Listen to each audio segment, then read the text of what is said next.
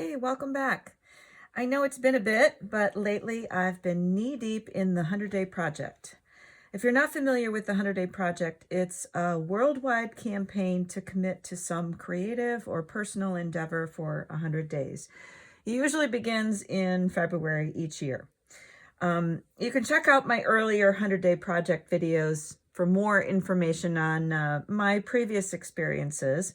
But for this year, I decided to act on an idea I've had germinating for a long time. And that was to create 100 of these little books. I call them Junky Art Journals. And giving them out as random acts of artful kindness. I'm proud to say I have finished all 100 books. Yay. And the 100 days aren't even over yet. But now I want to share with you how to make them. It's my hope that together we can make plenty of these books to enjoy ourselves and to share with others, encouraging us all to make more art, especially in this wild and crazy world we're currently in. So let's get started. Each book is basically a cardboard cover with one signature of mixed pages sewn in, an envelope for bits and pieces to use in the book, and a closure. It starts with a cardboard box. I like to use these tissue boxes or cereal boxes. First off, I flatten the box, cut off the ends, and cut the box open.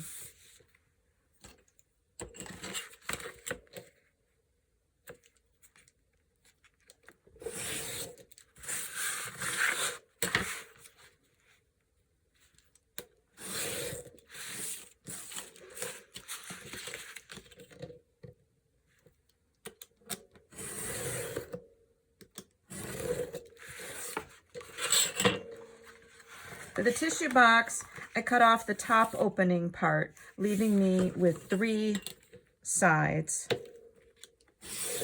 for the book cover.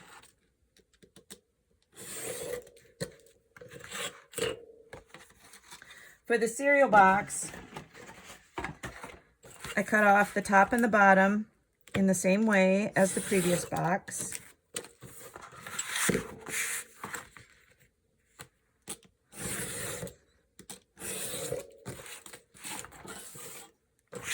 I cut the box open.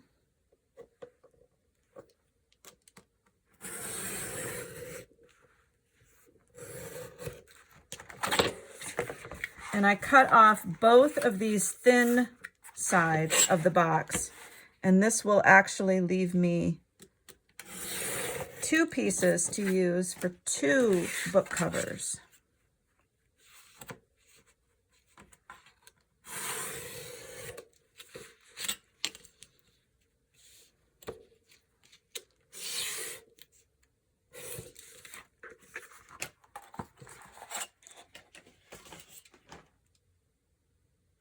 Each of these I fold roughly into thirds.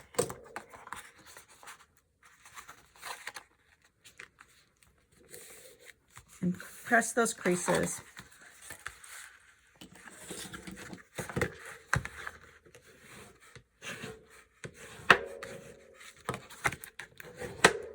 Now, for either of these boxes, the tissue box or the cereal box, I have now a 3-sided cover, but no spine. I need to score a spine to make room for our signature pages. I do that by scoring 1/2 inch from the existing fold lines and then creasing those folds. So I'm going to use my grid mat here and measure 1/2 inch and score that really well, and then push that up against my ruler to make that fold. And then on the other side, I will do the same thing. On the other side, can you see how the seam is actually there? That can serve as my 1/2 inch.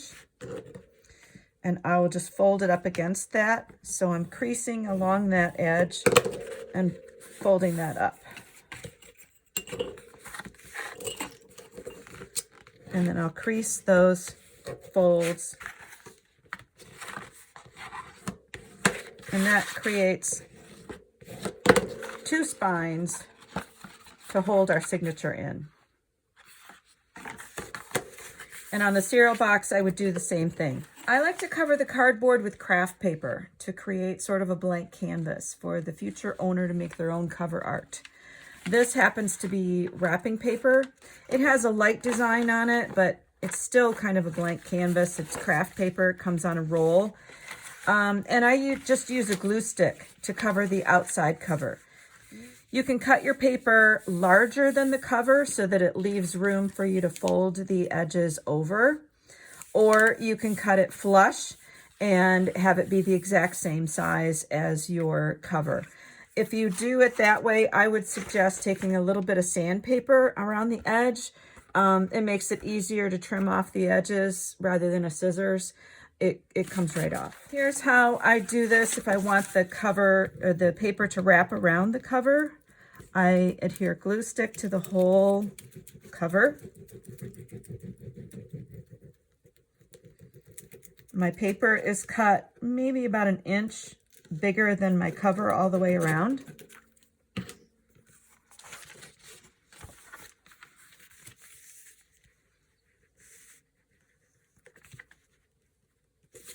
And then I press that down really well.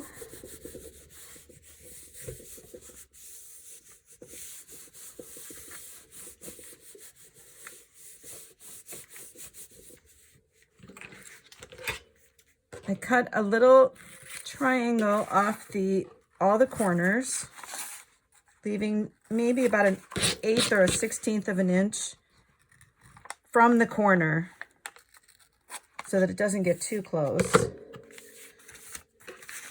And then I'm going to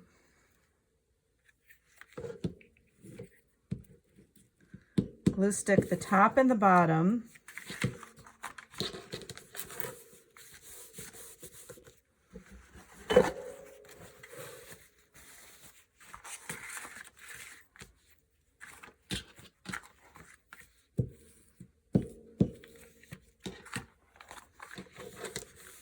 Wrapping that around.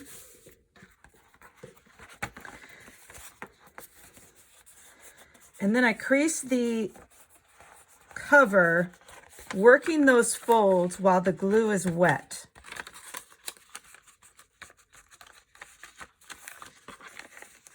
And then I'll glue down the ends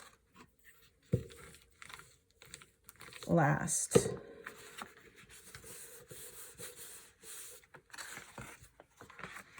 And I do it like that so that when the glue dries, there's some flexibility in the paper already so that it doesn't tear those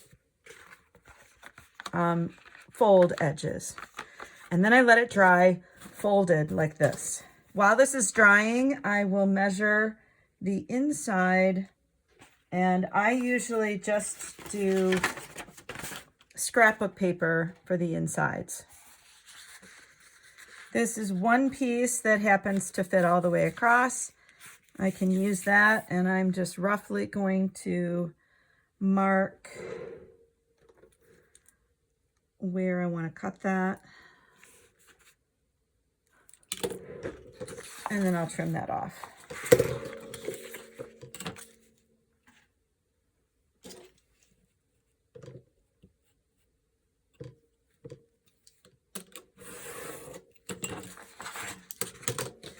Again, I'm going to use glue stick.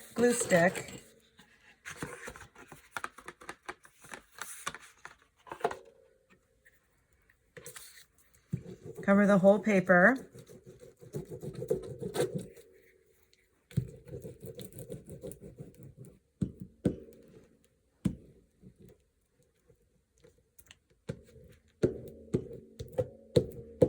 Making sure that I get the edges.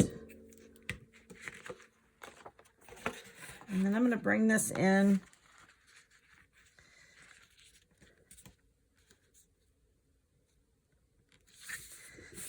Press that down. And again, I'm going to work those folds. Maybe even creasing them with my bone folder and making sure that the paper is pressed down around those folds so that as it dries, it doesn't pull up from the fold. Once the covers are dry, inside and out, I sometimes like to add stitching around the outer edge for interest too, but that is totally optional. For the signature, I've gathered a variety of paper items to use as pages in my books. I have coloring pages, cardstock, graph paper. This is another cardstock. This is packaging paper, sketchbook paper. This is part of a ledger. This is just another drawing paper. This is a tracing paper, or I think it's actually packaging paper, but it's really thin. This is an envelope you can use to make a pocket if you want, or just as a coloring surface. This is a grid dot paper, watercolor paper, colored cardstock works. Anything that you want to put in here that kind of creates some interest, but also is like a blank canvas that someone could use to make art on. To figure out the size of my signature, I'll measure the size of my book and fold or cut the papers down to fit like this. I'm measuring inside the two spines, and mine is 4.5. I'll take a 1/2 inch off of that, and that means I want my signature to be a maximum of 4 inches wide. So that means my papers can be double that because they're going to be folded in half. So my papers can be a maximum of 8 inches wide, and the height of my book is 8.5. So 8 inches wide by 8.5 inches tall is the maximum that I want my papers to be. So I like to cut the height so that is within that 8.5 inches. But my width can be a little bit wider than the 8. And then if it's extra, I can fold it down. And that creates kind of an interesting interactive flap that you can make art on, or you can attach something to. So you've noticed that I've folded some of my pages down. So there is some flexibility on that. But as far as the height goes, they don't all have to be that maximum height of 8.5, but they can't be larger than that, or they'll stick out the top and the bottom of your book. So you can see how some of mine are a little bit shorter. Some of them are the same height as the book. A lot of them are not. The envelope is obviously, a smaller piece. But that all just makes an interesting read when there's art on the pages. And like if you make art on this page, you can see art behind it. It just becomes more interactive and interesting to create in. So once all of that is put together, all of my papers are lined up together. I fold them all in half. And this crease becomes the signature that gets stitched into the spine of my book. Okay, to bind the book, I'm using a simple 3-hole pamphlet stitch. To make a template for that, I'll take a piece of graph paper that is the same height as the signature of my book, and I will fold that in half the long way. And then on that inside crease, I'm going to mark roughly the center of my book, and it's okay to eyeball it. About here, and then maybe 2 inches above and below that center mark. And those are our stitching holes. So I'm going to take this template and put it on the inside of my signature.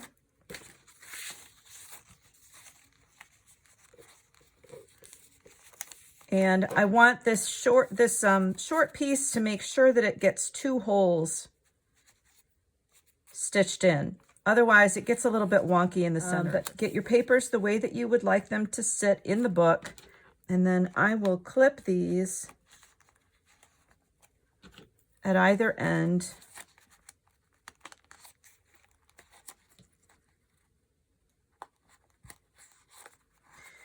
And then I will take a book awl and poke the holes through the whole signature. Careful not to poke yourself.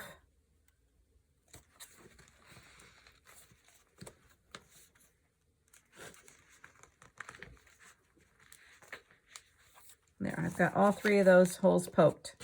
And I can remove the template. And now I'm going to take the template onto my cover.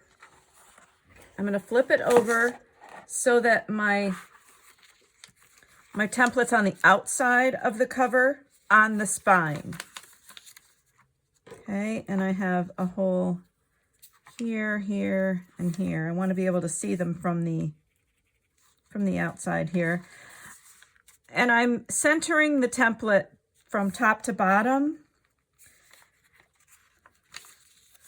as well as across the spine. It doesn't have to be perfect, but get it the best you can. And then I'm just going to mark these with a pencil. I'll remove the template, and then I will poke these holes with my awl.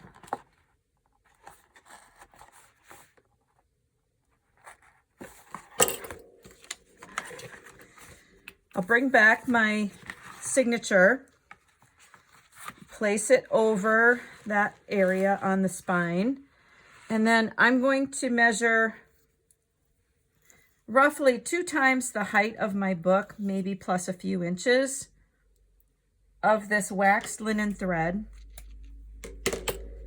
or you can use waxed embroidery floss. And I'm threading it on this blunt tip needle. And a blunt tip needle is handy because it allows you not to split your threads as easily, or poke an extra hole that you don't want. So I'm going to take both of these. I have my signature. I'm going to go through the center hole of the center of the signature and come out through the center hole of the cover, leaving a little bit of a tail, a few inches. And then I'm coming back through either the top or the bottom hole, it doesn't matter which, and coming in through the cover and the signature. Then I'm going to go down through the bottom hole, skipping the center and going down through the bottom hole of the signature and the cover. Pull that tight and then come back through the center of the cover and the signature.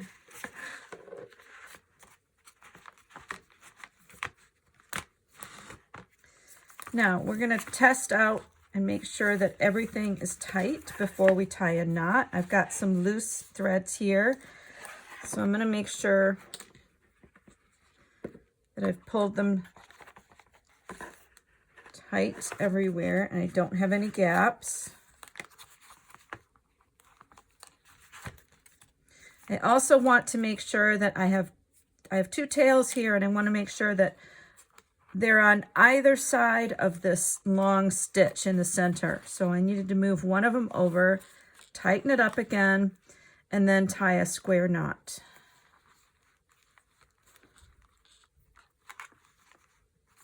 Now you can leave the tails long if you want to tie on charms or beads or something.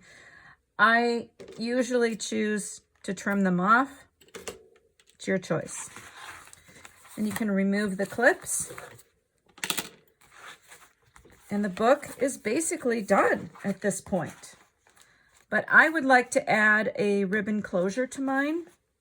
So to put that closure on, I am going to punch a hole and put an eyelet in the back flap of my cover.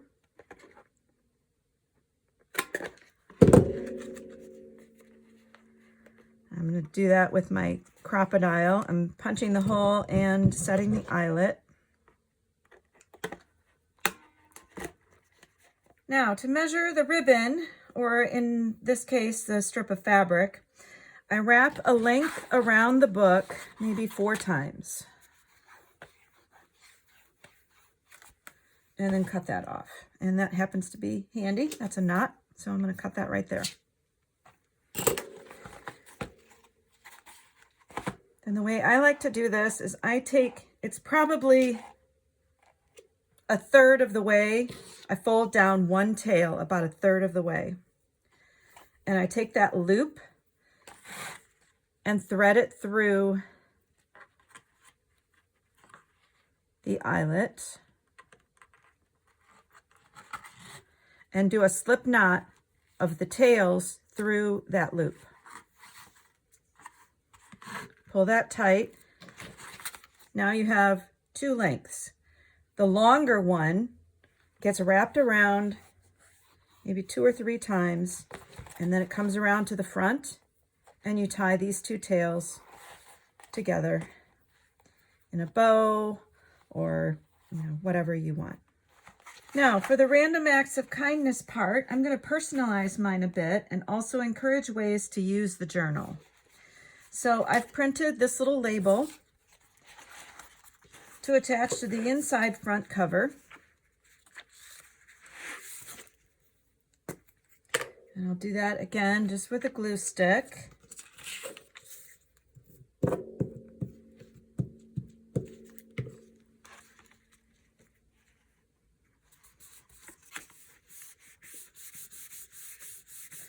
I have a little note and a business card that I'll attach to the front page. And the little note is just explaining what this is all about. And the business card is directing them to my YouTube channel if they need to see how to make these, and maybe they would like to share them with others as well. So I'll clip that to the front page. And then on the back cover, I'm going to put this envelope for the bits and pieces. So I'm going to stick this little circle label on here so they know what that's for.